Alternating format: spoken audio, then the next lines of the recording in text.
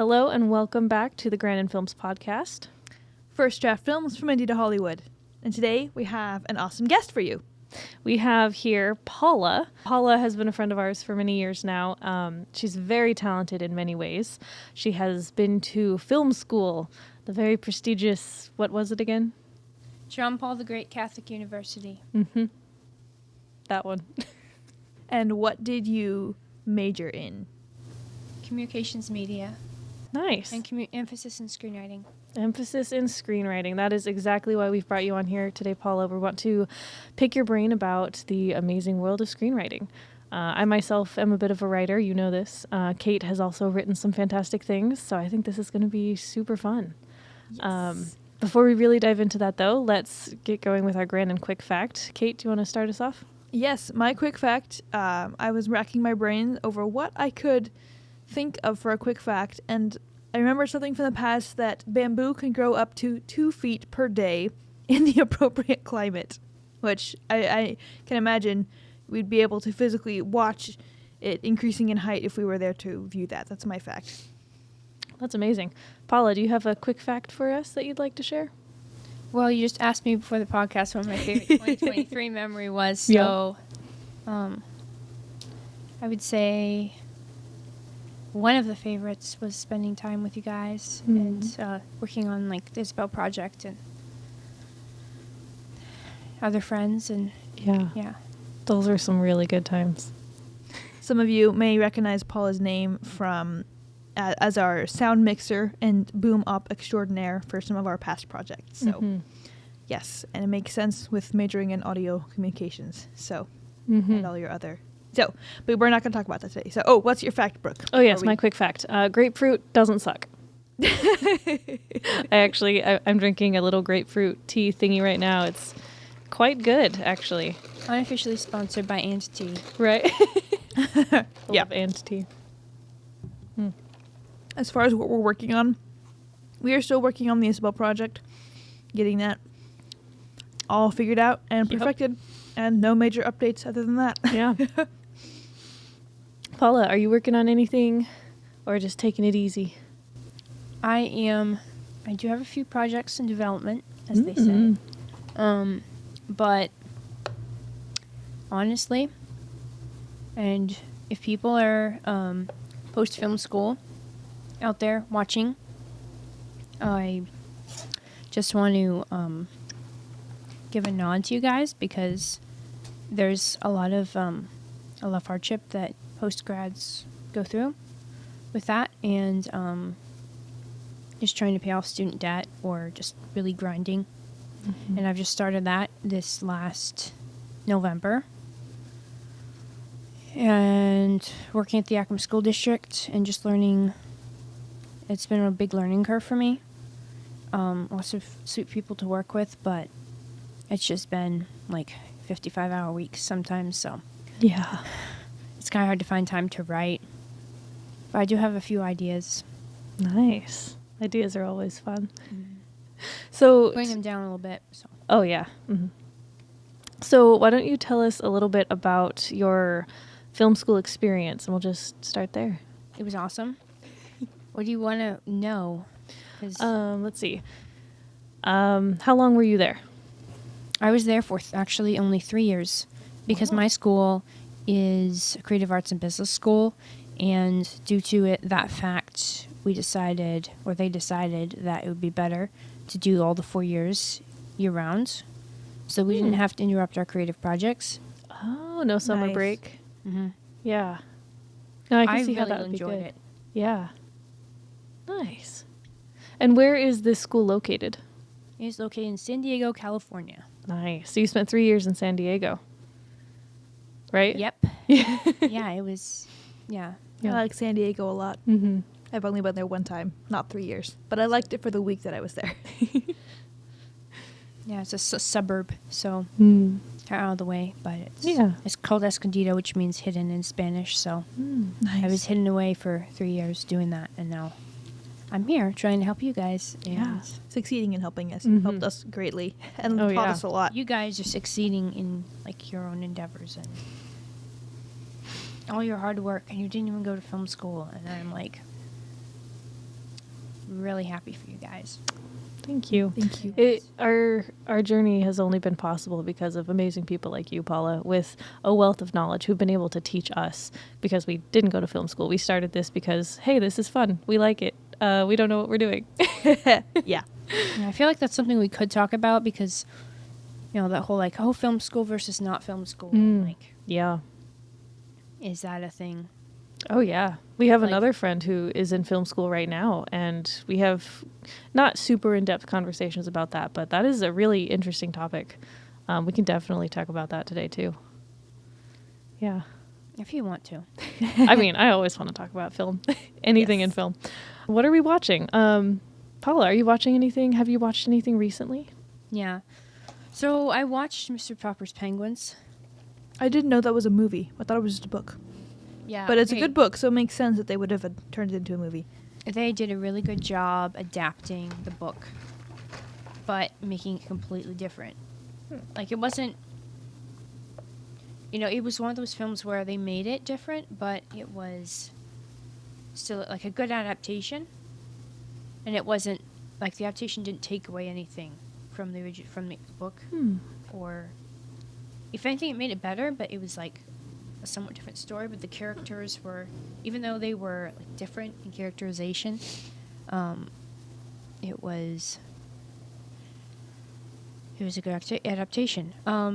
Jim Carrey plays Mr. Popper.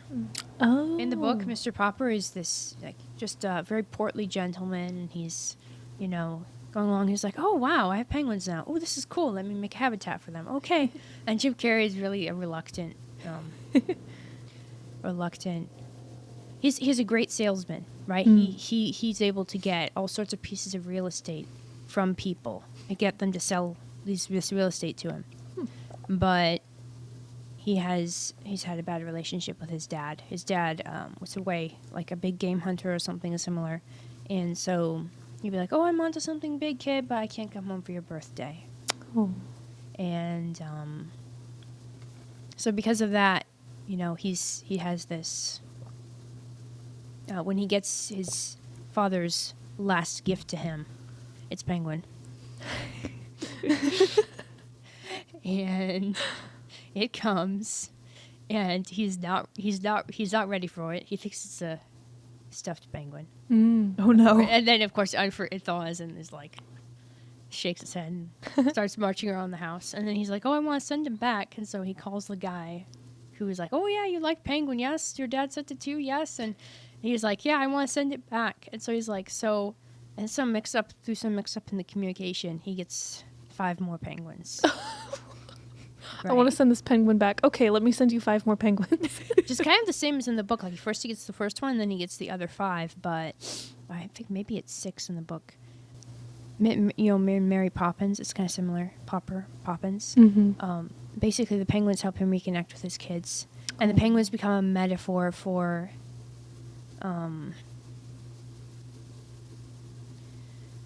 family unity. That's beautiful. Like a sort of a symbol or sacramental of that. And then he gets back together with his wife because they're divorced. Yeah. Or they have a divorce, but and so it's very nice because they all get back together at the end. Yeah. So. Do you think, having studied screenwriting, that you pick up on more symbolism like that when you watch movies? I've always had an interest in symbolism, and sometimes when I write, it's not. I can steer like too far in that direction and be like, oh, and get so caught up in it that I don't actually see like the real life of it, because I haven't had as much life experience as like, other people. Yeah. But yeah, that's a big thing for me. That's awesome. That probably like really enhances your writing, because sometimes there's writers who do the opposite. In fact, a lot of writers in like modern cinema do the opposite, and it's just like face value. Everything is just what you see is what you get. Whereas I'm more like you. I like a lot of that symbolism and depth and meaning in a lot of different ways in the same scenario or the same scene or whatever. Yeah. What about you, Kate? What do you like to focus on in your writing? It's been a while since I've just written something. I guess spontaneous is a wrong word, but what I've been working on is my adaptation of the Jane Eyre book into the script. So that's completely different. But even in that story, not that it's my original ideas, but there is there's a lot of symbolism, and I guess there's more foreshadowing and kind of parallels of different things that happen in Jane's life, and with the emphasis on morality and doing the right thing and being loved and what that means. There's a conversation Jane has with her best friend when she's young. She's like, nobody's ever loved me in my entire life. I'm just starving for love. I would do anything to be loved. Like I would allow myself to be hurt and injured. And her friend Helen is saying, Jane, calm down. You're thinking of human love. That's not what we need. We need the love of God. And Jane is too angry to understand at that point. But then in her adult life, she has come to that realization. And there's kind of a turning point where she has to choose the love of God or the love of people, essentially, without giving too many spoilers. But I guess it's not symbolism, but there's themes in there that are like I appreciate them more and more the more I go back and read them. So that wasn't quite a direct answer to your question. Yeah, well, I really like it because it brings up this topic, which I've been thinking about this either-or mentality. And I'm not saying that, like, this is Jane Eyre would be a bad book for, like, using that, but, and, you know, it makes for a good drama. But I'm wondering, you know, when someone brings up, oh, do you want this or do you want that? I feel like in a lot of circles, it's like, we have to have this, or we have to have this other thing, and it can't be both. And people don't even think of it that it could be both, but it is. Yeah. And a lot of times stories will intentionally leave out some of the other options for the sake of creating drama, and sometimes that's obvious. It can be done well, or it can be done poorly just to create tension artificially. Or to create conflict, I think, in a kind of like a cheaper way. What's a good example of that? The cliche, and I'm getting this from, so I read a book by Dorothy Sayers called The Mind of the Maker for school back, I think I was in high school or middle school. And it's a very fascinating book about writing, but also about the Trinity and about, the mind of the maker being God as the creator, and paralleling that with us as his creation, also being endowed with his nature. And it talks about stories can be too plot driven or too character driven. An example of too plot driven would be the plot is forcing the characters to make decisions and to act in a way that is against their nature if you're focusing more on their character. So the example would be the cliche of the girlfriend and the boyfriend, and they have this happy relationship, and one day the boyfriend looks out into the street and he sees his girlfriend with some random guy hugging him or something, and the boyfriend freaks out, automatically assumes, oh no, she must be cheating on me, or whatever, and so he runs away and abandons her, only to find out later that it was her long-lost brother. And so I guess it's not so much of an either or, but it's like one of those false conflicts. And to where if these people had just communicated, if he'd just been like, hey, what's going on, immediately, that like normal humans would do, I hope they would, then the whole conflict would have been solved. But it's kind of like, I want to come up with some big event that will separate them, and then they'll have to get back together. Well, there's another way you could do that, but that's like the cliche way of doing that. That's just bad writing. In my opinion, good writing, and you might have a good insight on this, but in my opinion, good writing is realistic characters. And from my experience, the vast majority of humans don't see something like that and automatically go off the rails and like ruin everyone's day or week or life or whatever. Usually there's some kind of conversation. Usually there's enough doubt in the human mind to combat a situation like that, where the boyfriend would be like, hey, what's that about? Or the girlfriend comes in and she's just all happy. She's like, guess who I just met? It's my long lost brother or whatever. And he doesn't even have a chance to accuse her. And he's like, oh, I was overreacting. Yeah. Not that those are like the best options for that scene, but you know, it's more about finding the realism in the characters, whether it's more plot driven or more character driven. Mm-hmm. Two different ways we define story. In my film school, story is a hero struggle against an obstacle to reach a goal. But also, story is a series of connections, disconnections, and misconnections. And then another one was, discovery, deliberation, decision, doing, and over again. In that, Discovery, deliberation, doing. Discovery, deliberation, decision, and doing.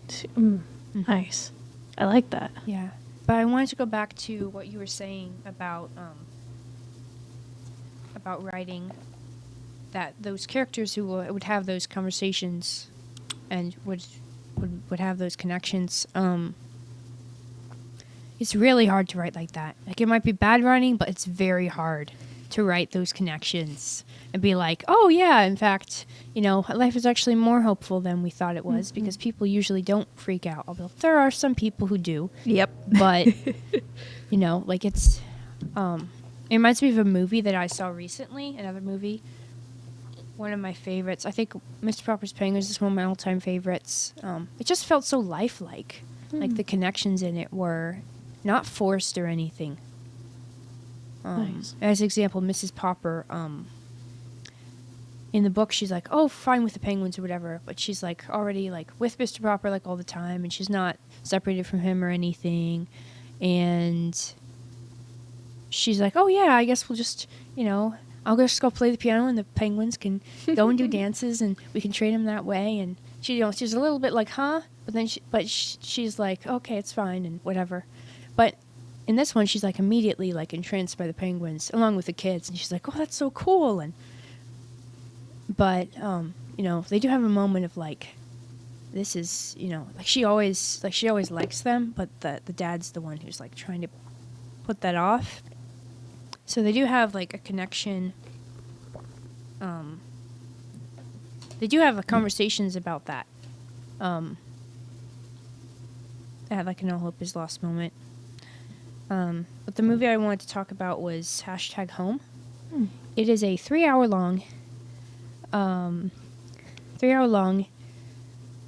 Malayalam movie. So Indian cinema.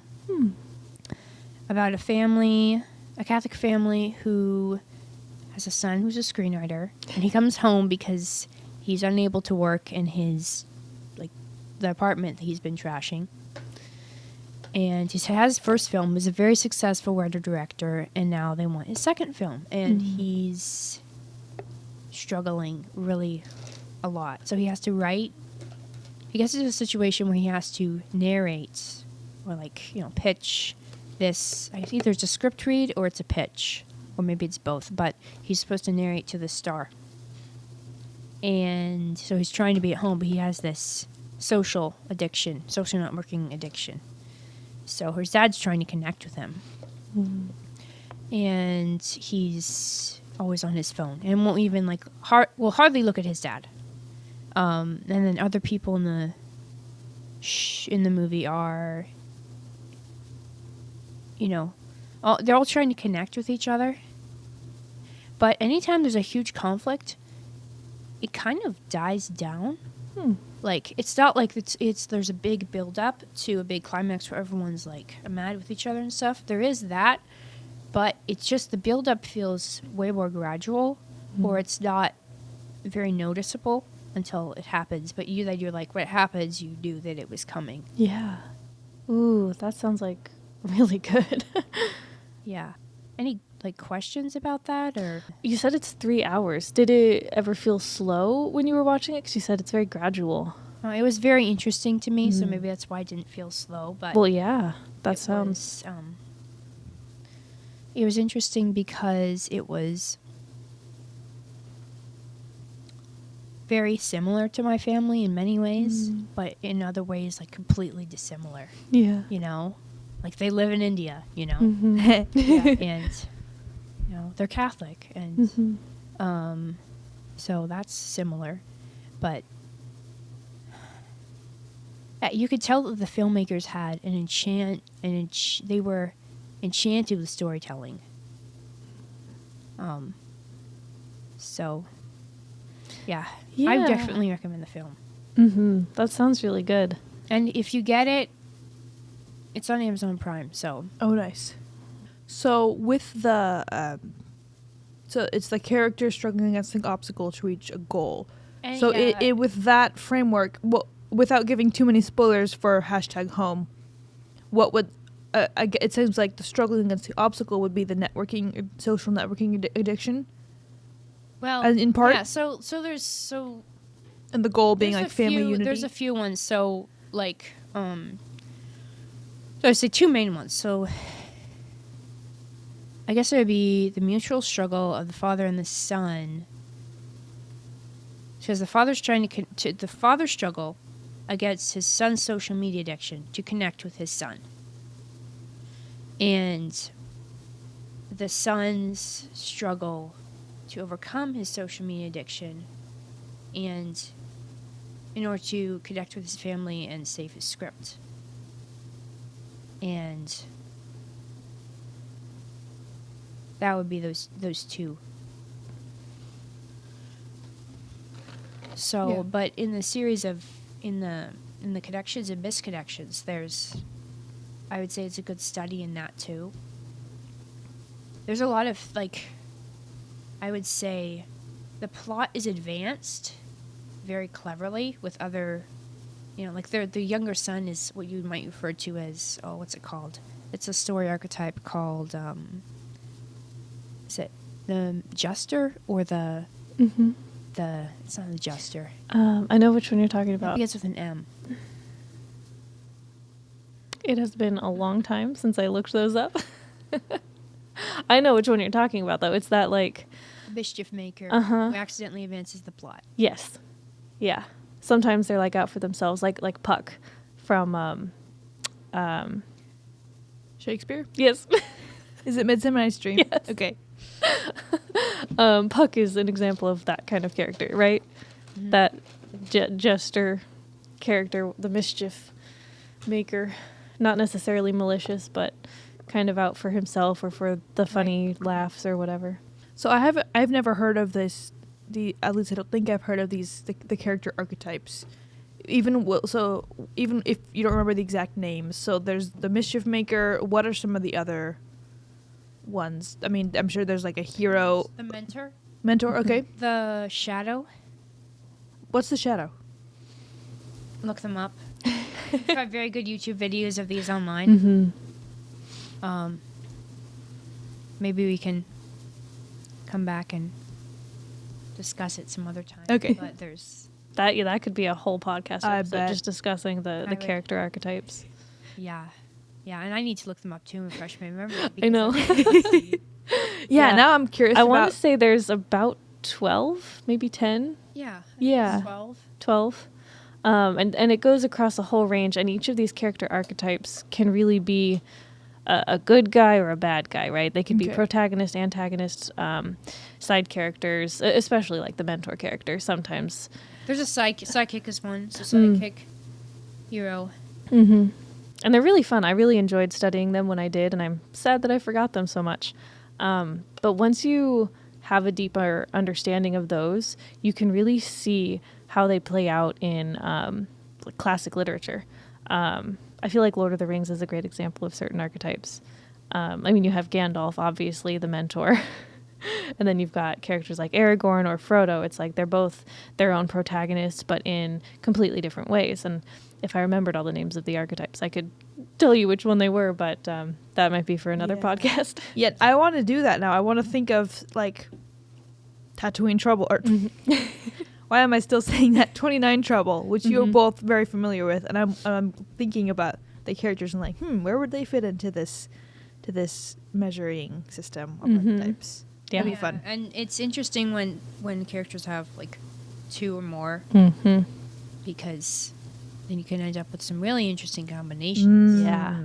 And that's when you get into stories that are often more fleshed out and have better plots because their characters are so developed.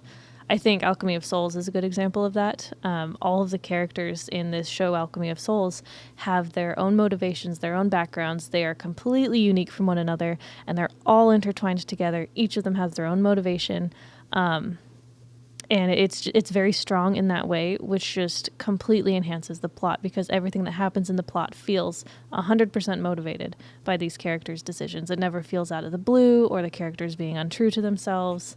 So, yeah. So, there's a character in #Home who's a mentor, but also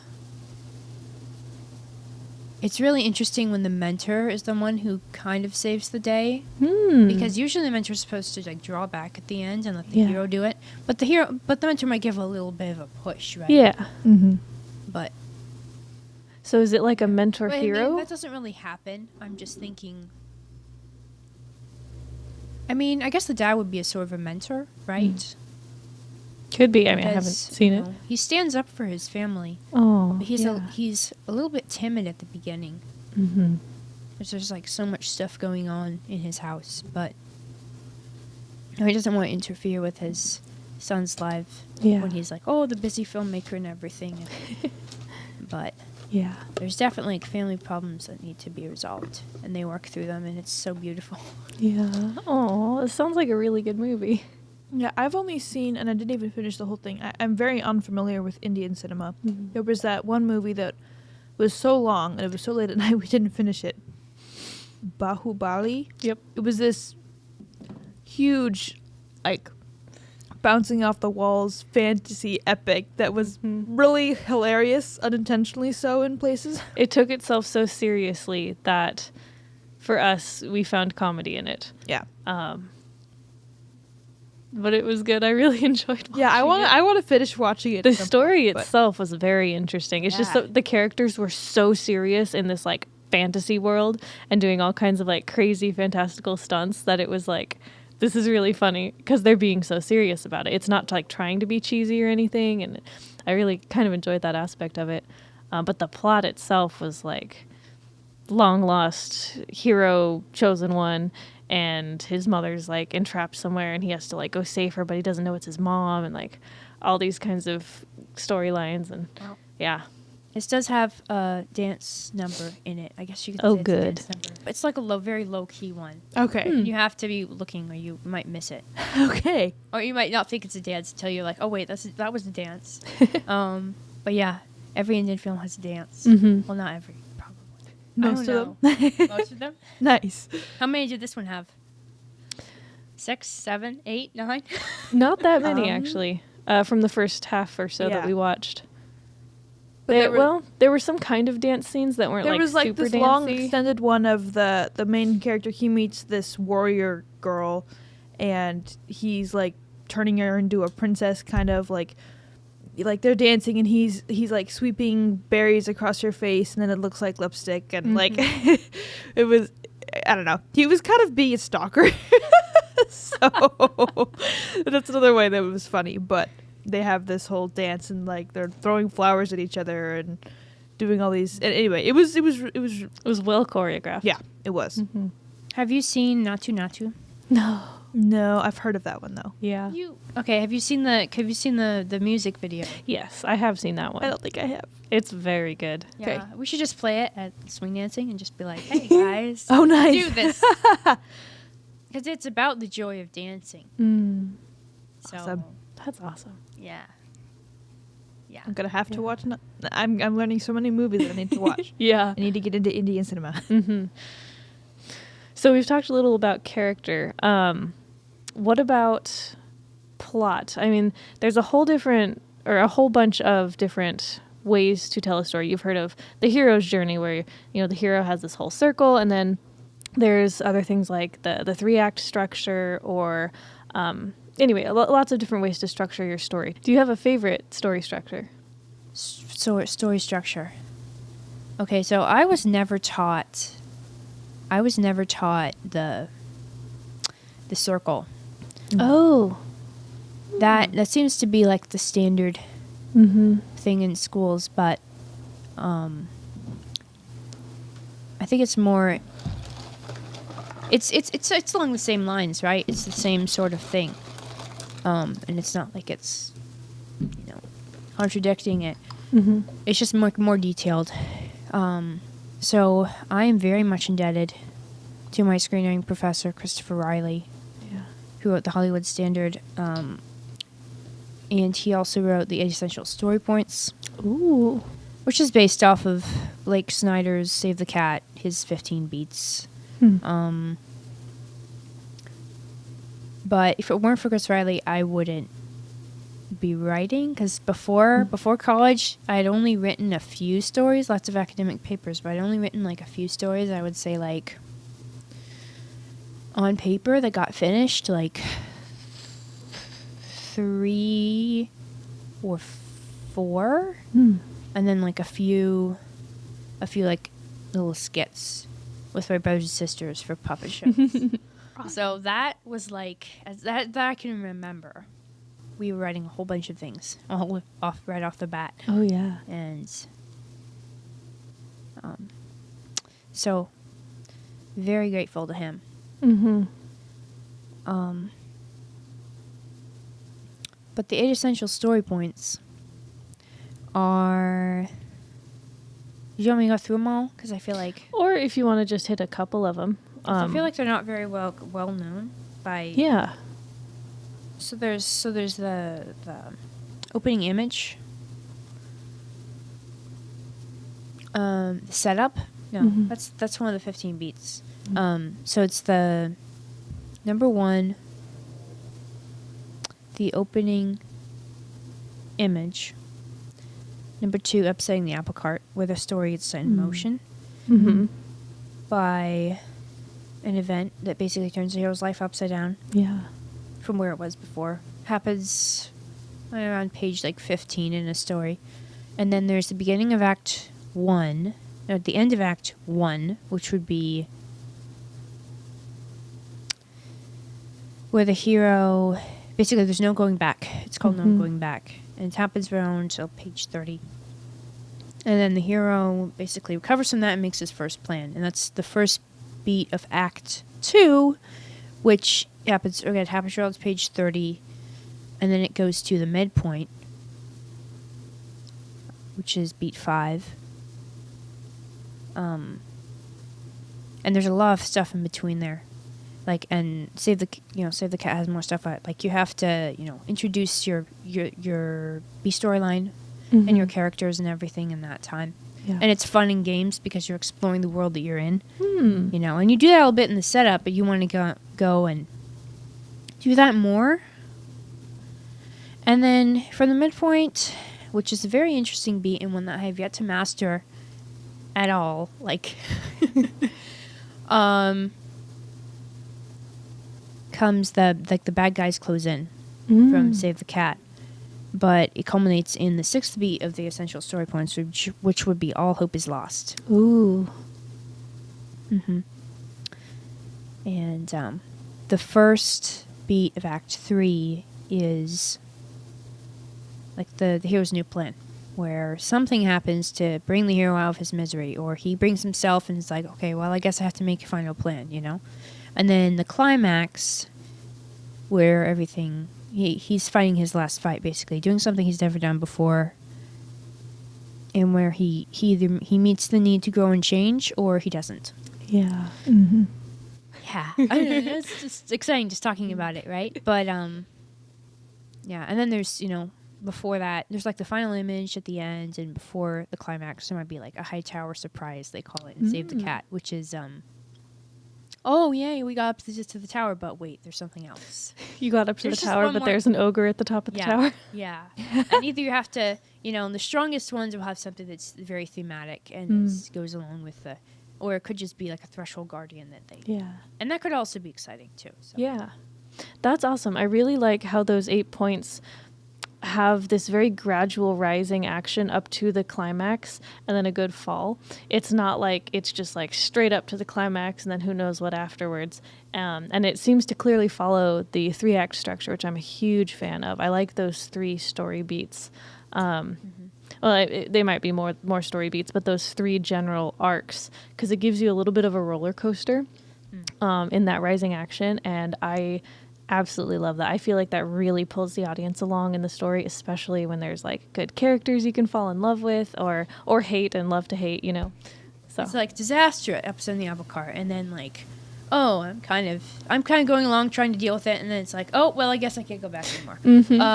Okay, new plan, and then up to like fun and games, yeah, and then midpoint, or it's a high one, and it's like, okay, we're gonna be like, this is a great thing because it spins the story in a new direction, and that's the thing about the midpoint. Yeah. What direction does it spin the story in? Because it could be many things. Mm-hmm. And I'm not a big fan of like the story can only end up one way, because in my experience that has not been true.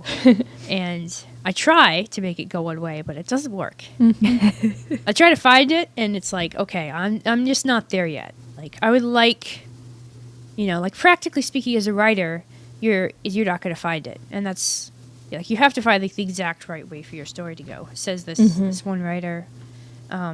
He did Lejo Segri. I might be pronouncing his first name wrong, but he wrote a book called The Art of Dramatic Writing. And Like, I don't think I've heard of him. Yeah. yeah, it's a very, some people don't like that book at all. I got something from it.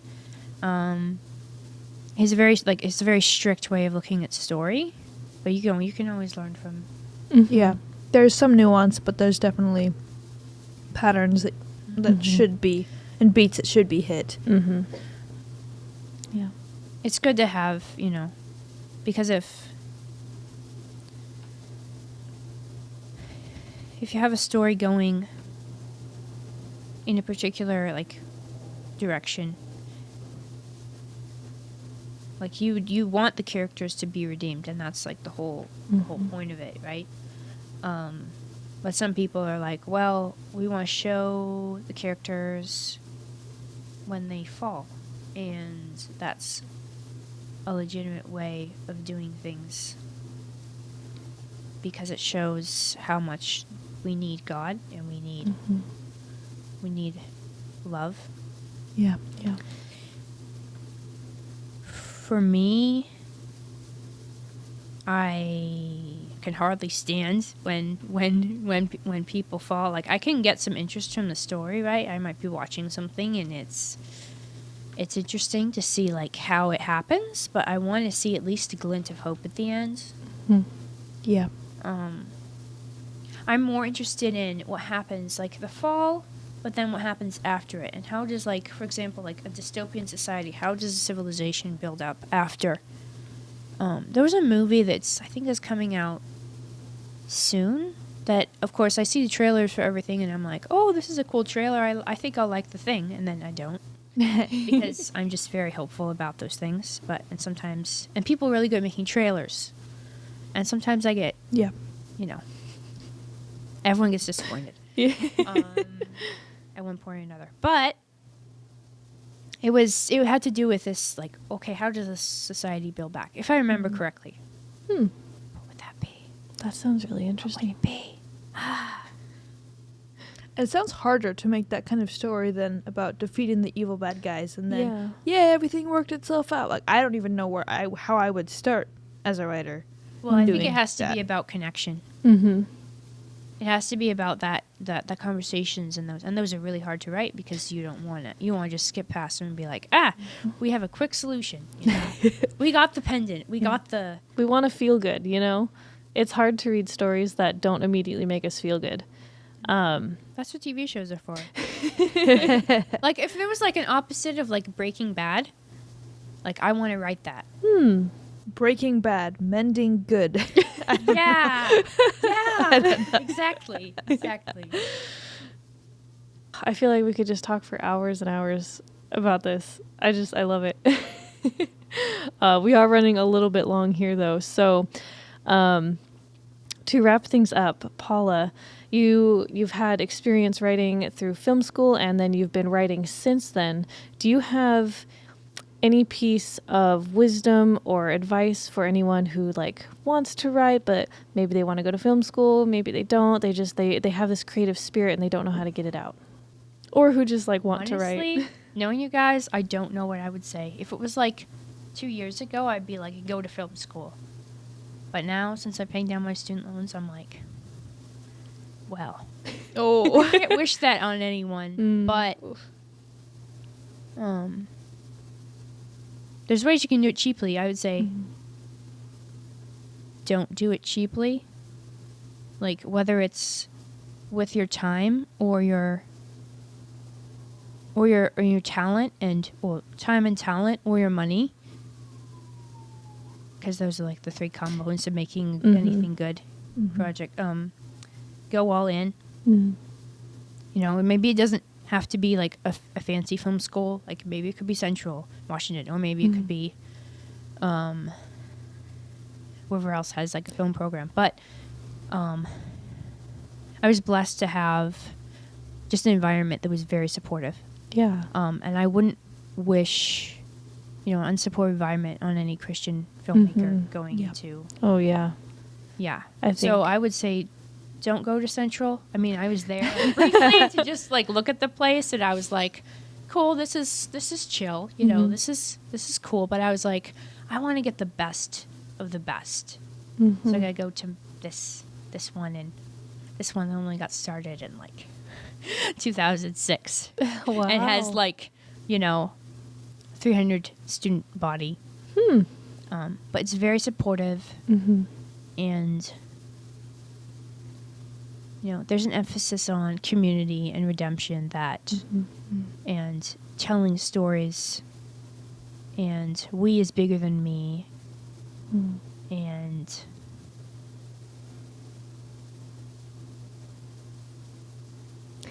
everything that is just really good at that school. So yeah, check out JP Catholic. Write every day. I know I'm not doing it, but like, if you can, I just have to put it out there. Yeah. Just spend like 15 minutes. They say that if you do like deep work every day, it'll help your brain so you're able to do deep work later. So deep work is like when you spend like an hour and a half to like 3 hours doing something, really focusing. But stand up, get good exercise when you're writing. Yeah. So if you have 3 hours to spare, great, do that, or an hour and a half. But find those friends. Find those friends who are local to you and who are interested in their creative things. Because honestly, when I went back to Yakima, and I was feeling a little bit. It was just 2 months, it was like a month and a half after the film shoot in Amarillo for What Remains, and I was like, oh hey, there's Kate. And oh wait, I recognize her, because her last name had changed, and I was like, wait a sec, that's Kate. Because we knew each other through Cape way back in the day. Not super well, but we knew who each other were. Yeah, and honestly, if I hadn't had you and Brooke, and whenever we got in a film shoot, all those people, it would have been rough, Yeah. So always find those people. Community is huge. I mean, I don't know where I'd be if I didn't have the film community in Yakima. They really do inspire me to write and be creative. Not that I do it every day either, but I want to. That's a goal, and I love that advice. Just 15 minutes a day, even if you're not writing something like profound, like just actually write something every day. Yeah, I love it. That's my advice. Thank you, Paula. Thank you so much for being on our podcast tonight. Yes. This has been amazing. I mean, you know me, I love talking about writing, but also just for whoever's listening, if they want to get into screenwriting or writing in general, like, this has been awesome. Thank you. Thank you for having me. Yeah. I want to say one more note about Yeah. community. I think community is one of the biggest reasons why Grannon exists. Because, oh yay, I want to make movies. Cool. Yes, you can do it by yourself. Don't recommend it. Not as fun that way. Also way more stressful. But kind of my big dream, even before I really knew Brooke, was I was like, how could, like, yeah, I want to make movies, but what's beyond that? What's not just in it for me, like we bigger than me? What is that? And so I was thinking, and I wanted, and so anyway, long story short, bringing a whole bunch of people together was what it turned into. How can I make a vehicle, make a mechanism to bring people together and help other people also pursue their dreams and their skill set and things they're passionate about? And I think overall we have succeeded in that. Yeah. You've brought so many people together, even in minuscule ways. I've just been feeling so fulfilled by that. So, And I feel like that, you doing that has fulfilled my... So, I don't know. I guess it's been a lifelong dream. Like, I wasn't, it wasn't like necessarily like something that I was thinking about in a particular way like I am now, but like to bring that community to Yakima is something that I really cherish. And you're doing it. well, it's not just us. The film community was already here. It's just connecting more dots from the dots that are already here. So, yeah, it's been Connecting fun. more dots. I like it. One dot at a time. Yep. And we just met. We just like your coworker. Right. I'm so happy when people get together. Yes, and I want to bring him on board. It's like, yeah, come on, let's do things. Let's widen the circle. Let's go for it. So Yeah. I think that'll be a great collaboration. And pushing people to have that creative, expression and actually make something and finish. Iron something. sharpens iron. Right. Yeah. Sharpened iron. I'm just gonna give a little promotion for the studio that helped film What Remains, but they have a wonderful logo. You should go check it out. It's a very good representation of what a logo should be. Nice. Yeah, and it's 2 film reels, and they go grind against each other. But they're called Sharpened Iron Studios. That's cool. Wow. Yeah. That's a great place to end the thing. Yeah. Yeah. Yeah. We just have one final question, completely unrelated to everything. Paula, on a scale of 1 to 10, how much do you enjoy snow? 1 being you hate it and wish it would never happen. 10 being you wish it was winter all the time.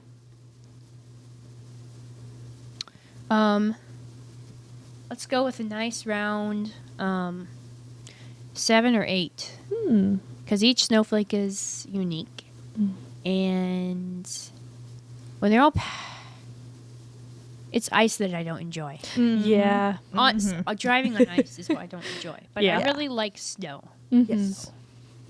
So 10 is you can't live without it. 10. I'm a winter baby. Let's just go with 10. Nice. Kate, what about you?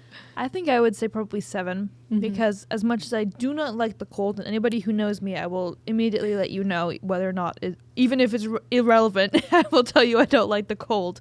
I think snow is very romantic, capital R romantic, and it's very beautiful. Even if it's just, you just see the you see the snowflakes coming down, you're like, oh, it's snowing, and it's really fun. And then, or you wake up in the morning and there's like a foot of snow and everything, and then the sun is coming in and it's like everything is coated with a little layer of sparkling gems. And it's just so beautiful. Yeah. Even if it's hard to walk in and cold, still beautiful. And I love it. I like beautiful things. Yeah. How about you? I'm somewhere probably around an 8.5, because I completely agree with both of you. Snow, stunning. Capital R romantic, like you said. Yep. But I do hate driving in it. Yeah, the driving also. So hate it. It terrifies me. Yeah. But I think it's beautiful. So, you audience people, let us know what you think of snow. Scale of 1 to 10. Love it, hate it? Let us know. And thank you so much for watching. Thank you again, Paula, for being here and talking with us about writing and all the things that go into that. We'll be back next episode with another guest and fun conversations. So we'll see you then. Bye.